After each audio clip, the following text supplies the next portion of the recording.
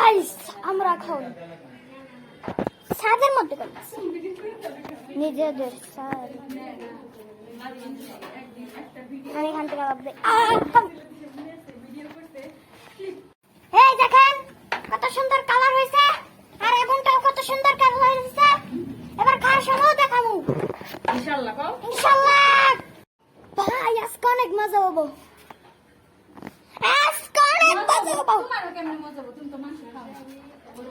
এই ও তুমি খাও। ও সরি ভিডিও।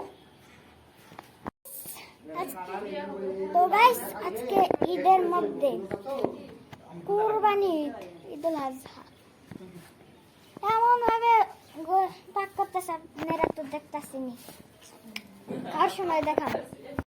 এই দেখেন এই করছি,